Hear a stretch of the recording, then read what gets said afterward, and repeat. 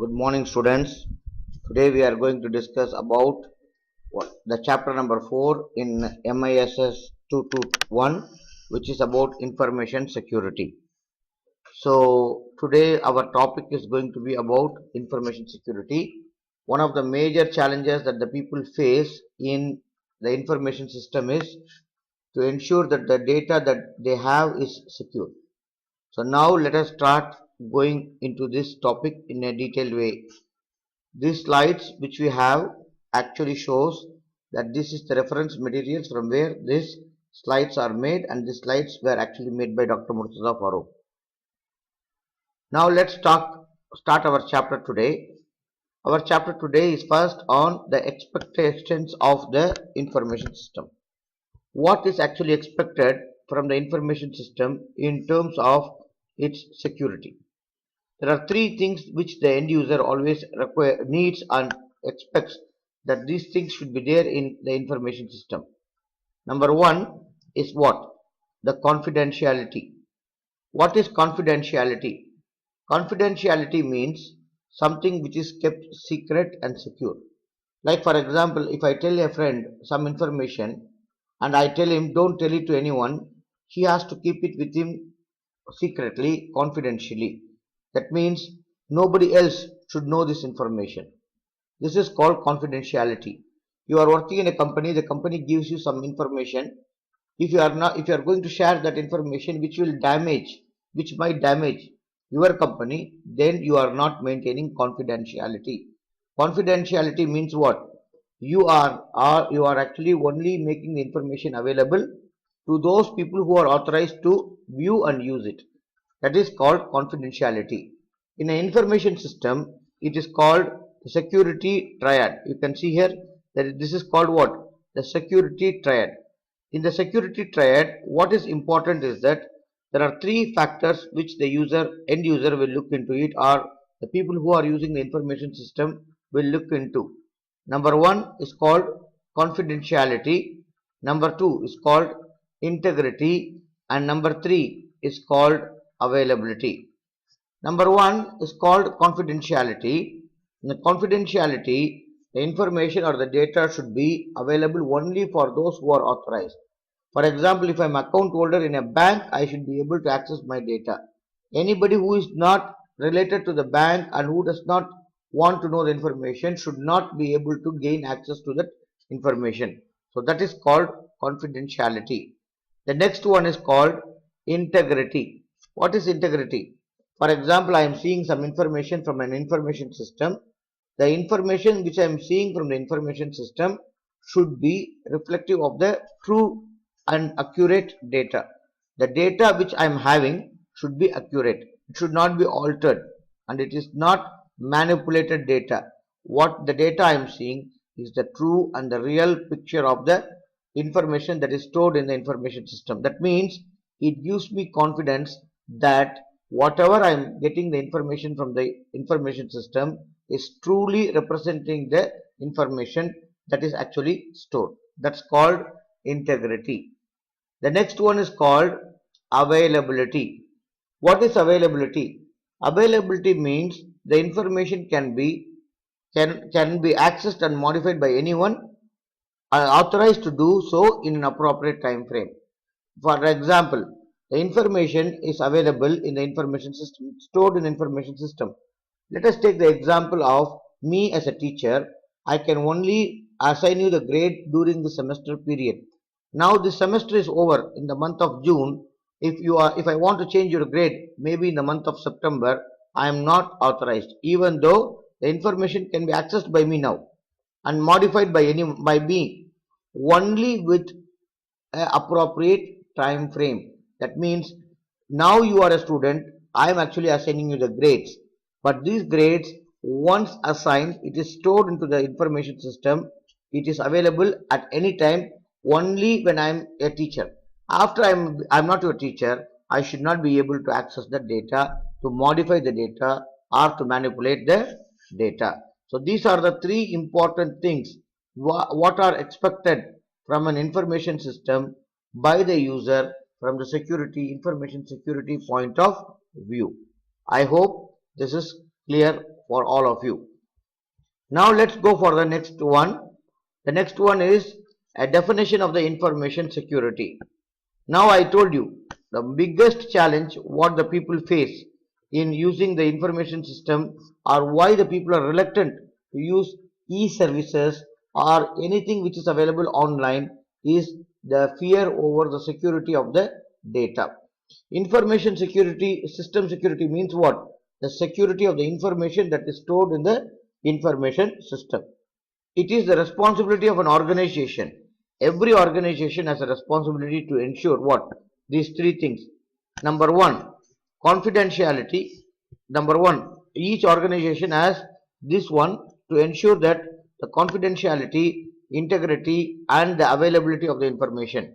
So, if you are going to say that information security, my information is secured in the information system, what I told in the information security triad just one slide before should be achieved. Number one, confidentiality. Number two, integrity. Number three is what? The availability of information. In order to protect the information and the information system from different types of vulnerabilities and threats. Okay, what are vulnerabilities and what are the dangers which is faced in the system? Vulnerabilities and threats. Let me put it in red color so that you can see it. What is vulnerability? Danger. Danger can be coming to this information system by what? By a viral attack, or it could be what? A threat that will appear to destroy the data, or it could be a hacker, or somebody who actually installs some spyware. Some application which you install can be a spyware to steal your data. So these are called vulnerabilities. Commonly people say hackers. Hackers are a big threat. So vulnerabilities and threats, many vulnerabilities and threats can come into the information system. When you are connected online, you are in a public domain, because internet is a public domain. When you are connected in the internet, that means you are exposed to dangers of your data security.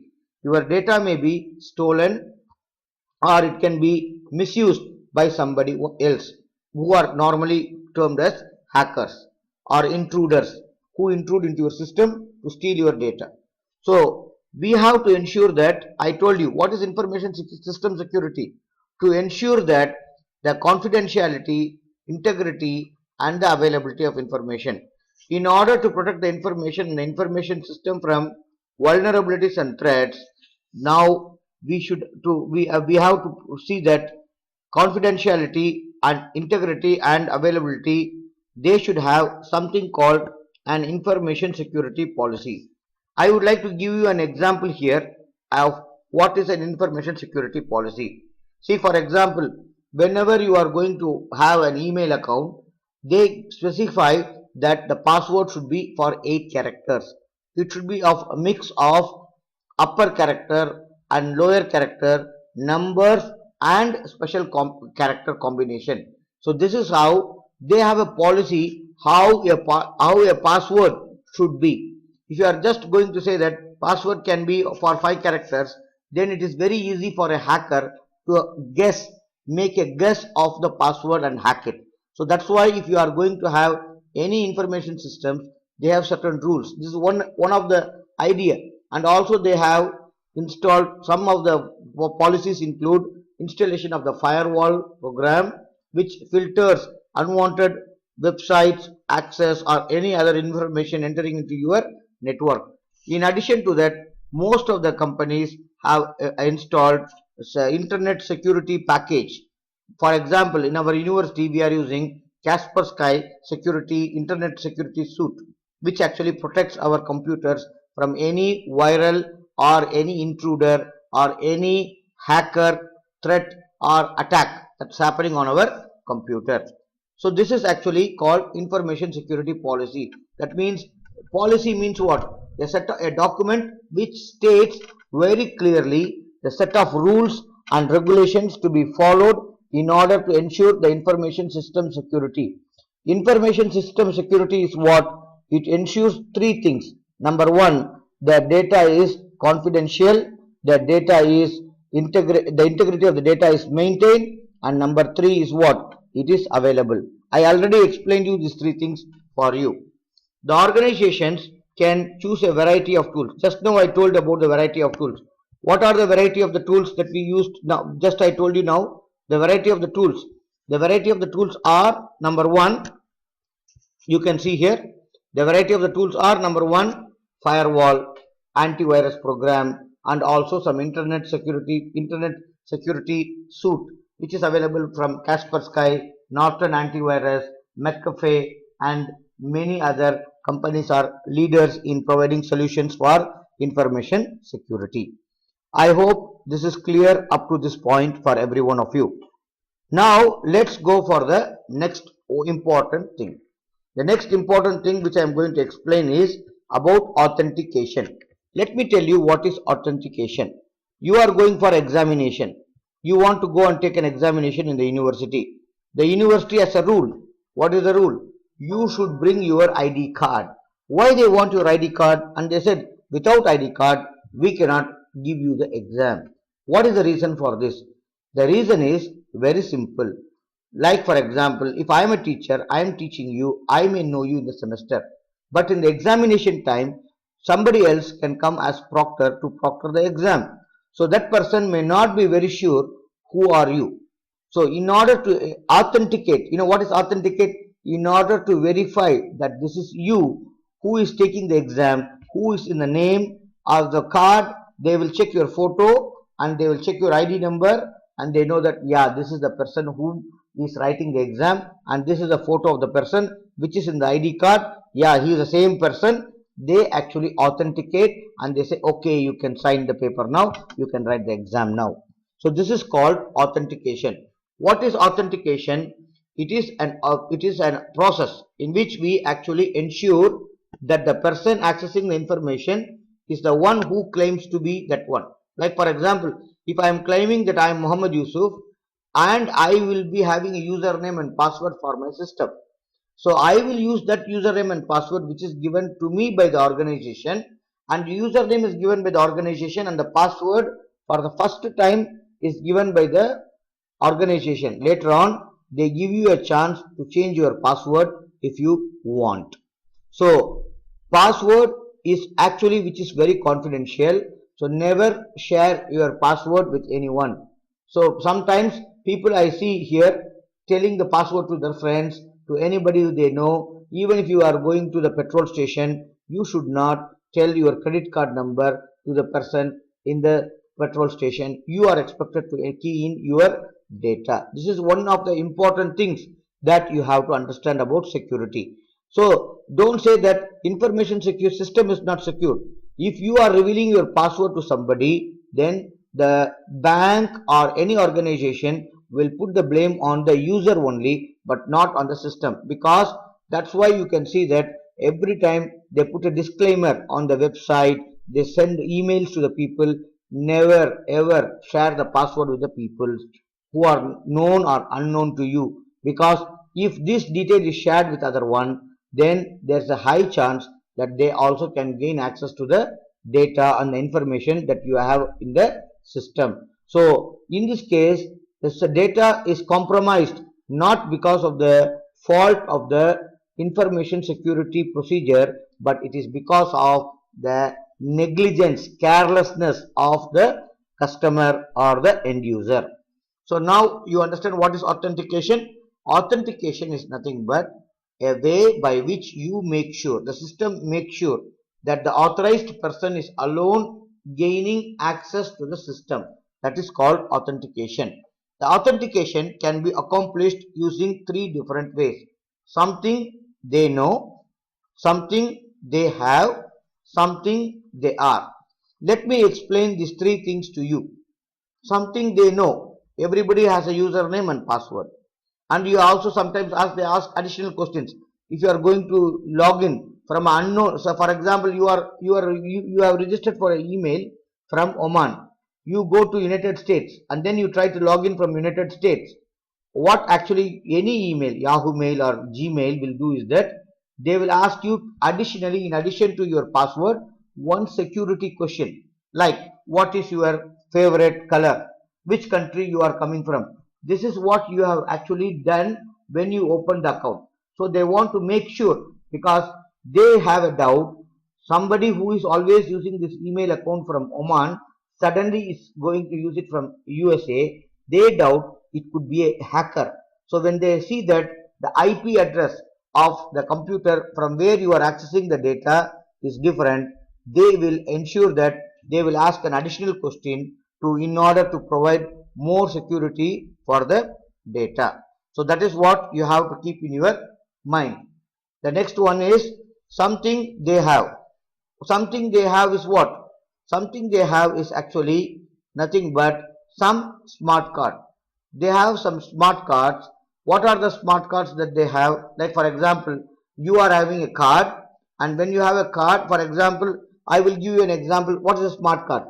Our bank card or the bank credit card and the debit card are called as smart cards. They are called as smart cards because why they are called smart cards? Because you can see in the card there's a gold yellow color chip.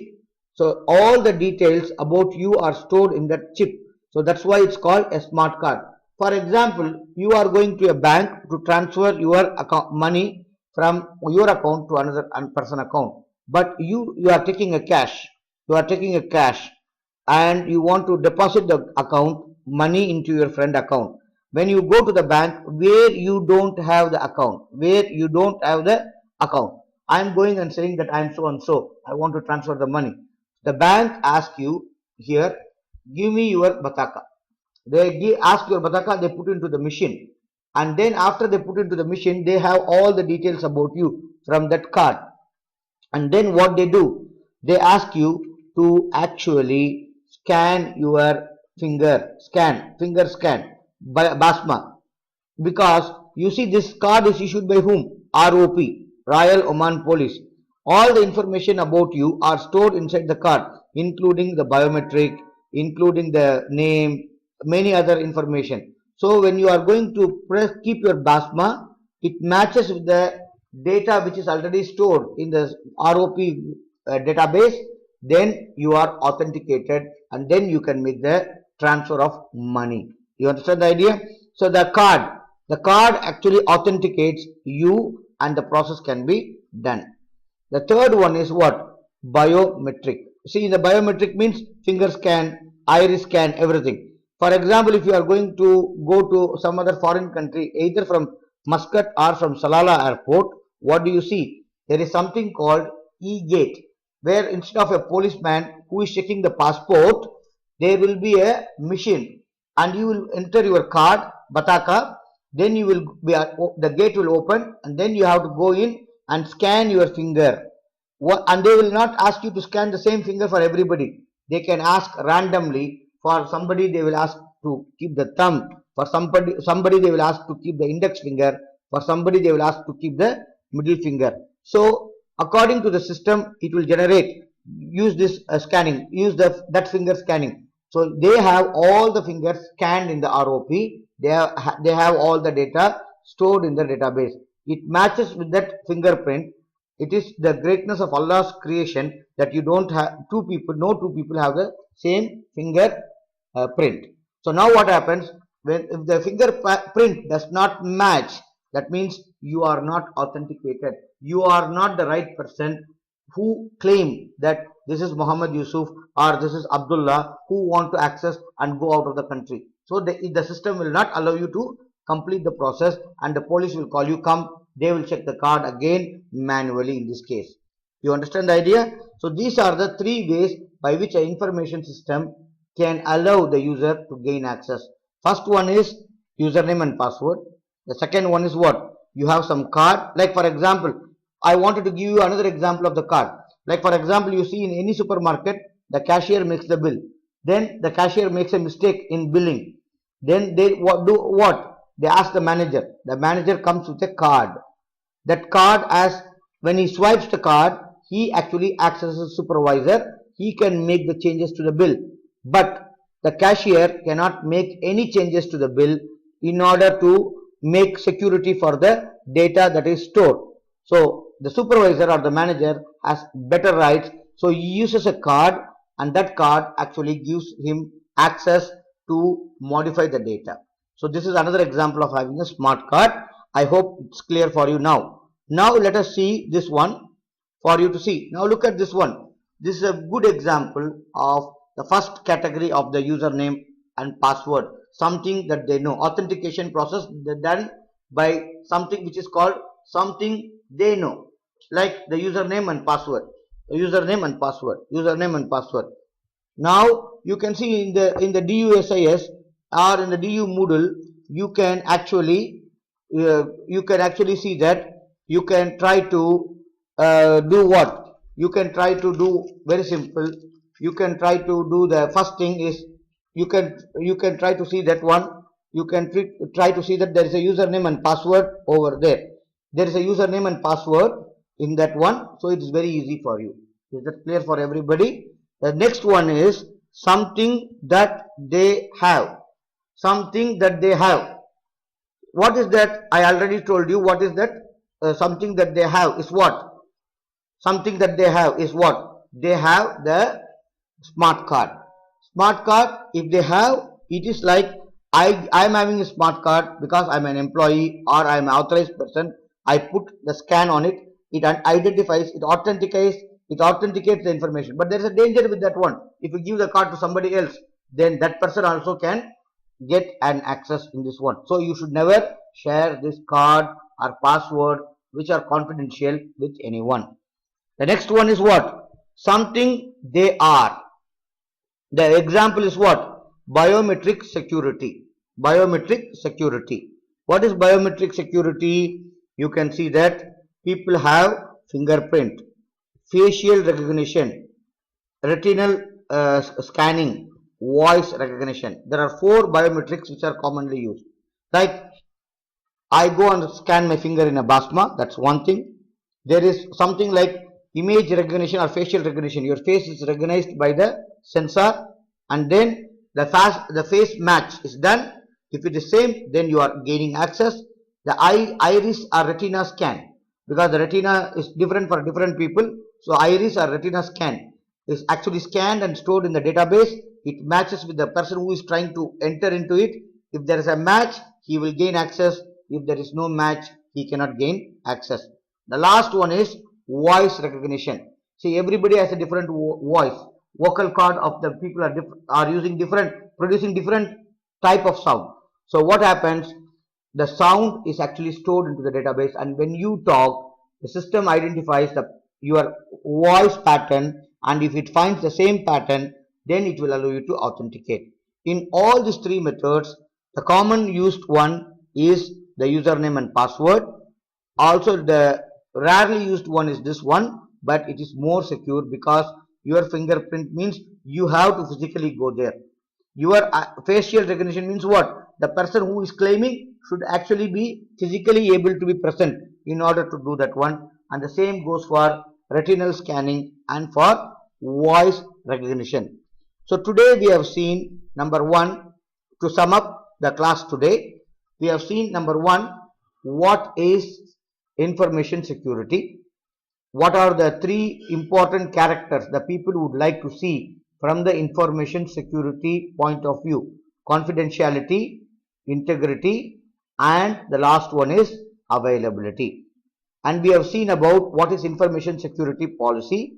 I gave an example of a username and password, how it should be defined, and I talked about information security policy defines the rules and regulations that are to be set in any organization to secure the data so that the data is confidential, it is having integrity, and it is available. Also, I explained you about the different types of tools like the firewall, the internet security packages which are available from many companies to protect your data. This I explained you already. Then I told you then we talked about authentication process. In the authentication process, I explained you what is authentication. It is to authorize the person who claims to be someone to only gain access. I want to verify that that is the person who is gaining access. I don't want anyone to gain access into my system's information. There are 3 common methods used in order to do this one. The first one is something they know, which is using username and password. Same in the case of our one, which is commonly used. And also I told you an example of an email usage. If you are using it in another country, they will ask for additional questions in addition to username and password. These are done during the registration time, and they can ask additional question if they find something wrong. They suspect some hacker is trying to hack your system. It often happens with Gmail account. Gmail account you can try to open from different location. It will ask you to send. It will send a OTP, one-time password, to your telephone or mobile number which you have given during the time of registration. Once you authenticate that number, then only you will be gained access. The next one is something that they have. I told you using a card. I gave an example of, like for example, if the cashier wants to make any change in the bill, the cashier doesn't have the right. So he or she has to call the manager who has a card, and that card actually authenticates that he has the right. Okay, because why they are using the card, I tell you. The managers change on shift. If you are going to keep one person's username and password, or one person is going to have this one, then the username and password is shared. So that's why they give the card to all the managers when they are in duty, and anything that happens during their duty time, during their time, they are responsible for any problem that happened during that time. So that's why they are using card, because many people are trying to authenticate. That's why in any supermarket there may be 2 or 3 shifts people are working, so they are using the smart cards. The last one I told you is about the biometric. There are 4 types of biometrics which are commonly used. Number 1 is fingerprint, number 2 is facial recognition, number 3 is retinal scanning, and the fourth one is voice recognition. I hope with this we complete our class for today. In the next class, let's discuss a little bit more on access control, multi-factor authentication, and we will also discuss on other issues related to the information security. Until then, stay safe and stay healthy. Assalamu alaikum wa rahmatullahi wa barakatuhu.